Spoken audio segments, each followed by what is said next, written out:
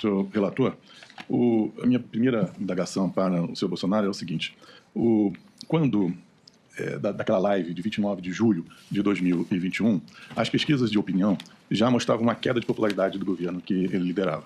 E, nesse momento também, começaram a ser intensificados os ataques ao processo eleitoral. Eu gostaria de saber do senhor Bolsonaro se é possível extrair uma relação de causa e efeito entre esses fenômenos. Por favor. Senhor procurador, eu não falo a palavra ataque, me desculpa, né? São críticas.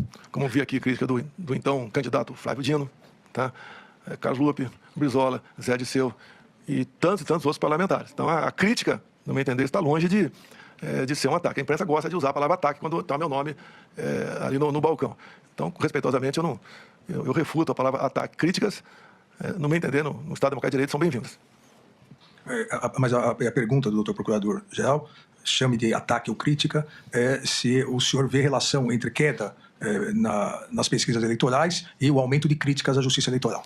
Olha, o que eu vejo, né, que está num crescente até, eu acredito que a Justiça Eleitoral deve tomar uma iniciativa, porque a desconfiança não começou comigo, começou com o Brizola lá nos anos 90, passou por Flávio Dino, uma crítica realmente bastante contundente em 2012, entre outras pessoas que criticam essa forma de votação.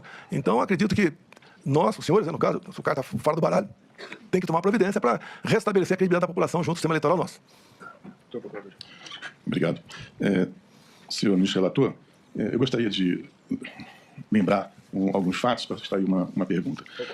Em entrevista concedida no dia 3 de agosto de 2021, o senhor Bolsonaro afirmou: se o ministro Barroso continuar sendo insensível, como parece que está sendo insensível, quer processo contra mim, se o povo assim o desejar, porque devo lealdade ao povo brasileiro, uma concentração na Paulista para darmos um último recado para aqueles que ousam açoitar a democracia. Repito, o último recado para que eles entendam o que está acontecendo. Passem a ouvir o povo. Eu estarei lá.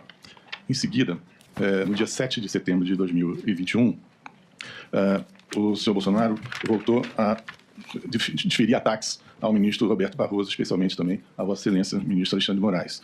E ele, se referindo ao presidente do Supremo Tribunal Federal à época, o ministro Luiz Fux, o senhor Bolsonaro disse: ou o chefe desse poder enquadra o seu, ou esse poder pode sofrer aquilo que não queremos. Eu gostaria de saber qual era o objeto dessa ameaça feita publicamente. O que é que o Poder Judiciário poderia sofrer? Senhor Procurador, o senhor deve conhecer meu temperamento dentro do Congresso. Eu respondi uns 20 processos de cassação lá dentro. Um pouco explosivo. Muitas vezes errei. Quanto ao senhor ministro Barroso, ele foi advogado lá atrás, do César Battisti. Ele trabalhou aqui para que ele permanecesse no Brasil. E eu, como parlamentar, trabalhava para ser extraditado para a Itália. Então tivemos um embate lá atrás. O senhor pode ver, ao sair de uma reunião da UNE, ele falou, né, derrotamos o bolsonarismo. A gente tem algo pessoal entre nós dois. Assim, eu relevo muita coisa, parece que ele não marcou isso aí, não me esquece. Então, esse atrito com o então advogado Barroso vem lá de trás. Não tem nenhuma ameaça a nenhum poder. O senhor nunca viu tomando nenhuma providência contra um poder sequer da República. Nenhum, nada. Fecha isso, fecha aquilo, zero. Desabafei muitas vezes porque eu entendi que certas decisões, né, a gente tem que respeitar, tem que cumprir, mas eu reagi a essas decisões. Não existia nada de concreto para ser feito contra o Poder Judiciário, no caso, como Vossa Excelência falou agora há pouco. Aí.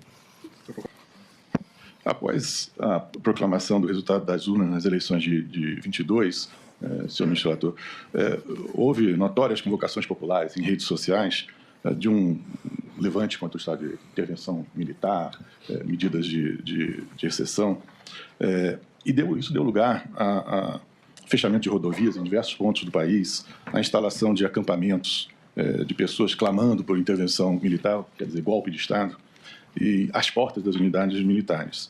Eu gostaria de saber do senhor Bolsonaro como ele viu esse cenário, por que ele não desmobilizou imediatamente essas ações que questionavam os resultados das urnas, postulando providências contrárias à normalidade constitucional. Por favor. Senhor Procurador, desculpem.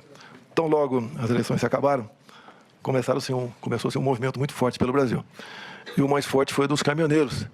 Se eu não me engano, dia 1º de novembro ou dia 2, eu fiz um vídeo pedindo, então, que eles desobstruíssem as vias. Se eu não me engano, nós tínhamos perto de 1000 pontos de estrangulamento. A própria PRF sozinha não podia desmobilizar. Se eu almejasse o caos no Brasil, é só ficar quieto. No governo Temer, teve uma paralisação de alguns dias e o reflexo da economia foram danosos para todos nós. E nesse meu vídeo, a gente vai anexar o processo, que eu pedi aos caminhoneiros para desobstruir as vias, porque esse não é a nossa maneira de ser. Nós não somos como o outro lado, que não mede consequências para atingir o seu objetivo. Então, nós trabalhamos sim para que isso fosse desmobilizado. Dia 1º de novembro, inclusive, coisa rara, né? Eu fiz uma leitura com toda a imprensa na minha frente, porque eu sempre fui de falar de improviso. Então, dia 1º de novembro, com toda a imprensa na alvorada, vou ler só o primeiro parágrafo aqui. O que eu falei? As manifestações pacíficas sempre serão bem-vindas, mas os nossos métodos não podem ser os da esquerda, que sempre prejudicaram a população, como invasão de propriedades, destruição de patrimônio, cerceamento do direito de ir e vir. Então, foi o primeiro pronunciamento meu, tão logo após as eleições. E eu comecei esse pronunciamento com vocês vão sentir saudade de mim. Só sem saudade de alguém quando alguém vai embora.